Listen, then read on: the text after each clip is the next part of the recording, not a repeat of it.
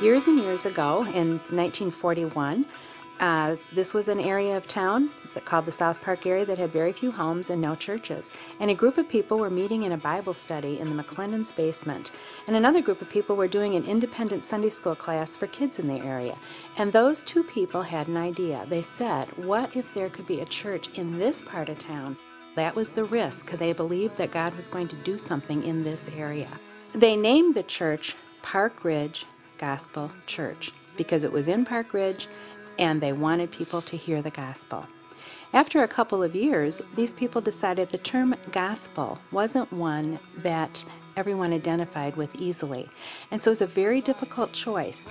If they take the gospel out of the church name, does that mean we're taking the gospel out of our community, out of our heart? And people said no. And so the church was changed from Park Ridge Gospel Church to South Park Church. Sun City. What do I remember about Sun City? I remember coming here in '74, the summer of '74, and seeing a sea of high schoolers and wondering what is going on. And then Bill spoke and it got quiet. Amazing. To see God's word spoke to a guy who cared. Just amazing. It changed my life. Obviously, I decided to stay here. Found my wife here. My kids grew up here. And as a result, they have their own belief. They don't believe what I believe. They believe what they've tested. And I've just been blessed. And I'm so thankful to be here.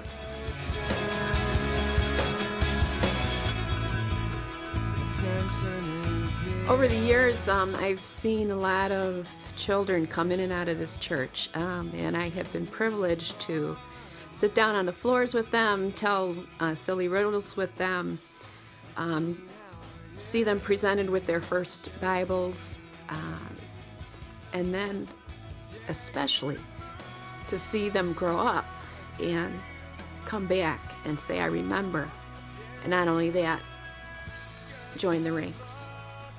We changed for how the kids changed in the community over the years. If it had to be a little goofier, bring different kinds of AV equipment in, whatever it was always with the thought, well, what do the kids need to know? How can we tell them? They need to know Jesus. They need to know the love of Jesus. And nothing is more precious than when a child gets it. That was always their desires, for the child to get that and for their family to see how that works in their own family life.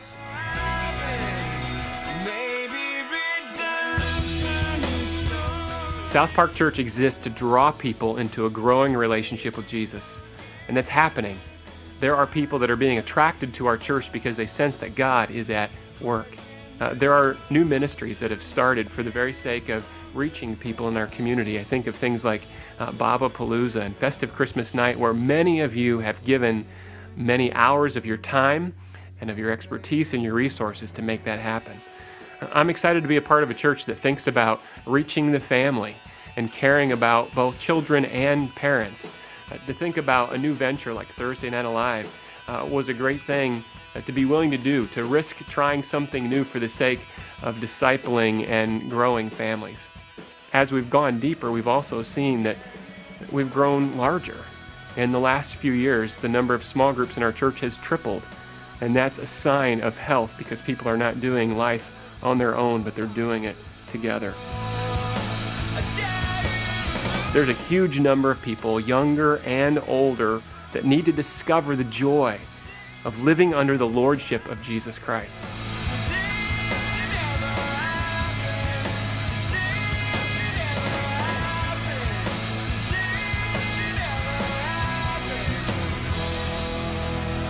People are worth risking for, and God is worth betting on.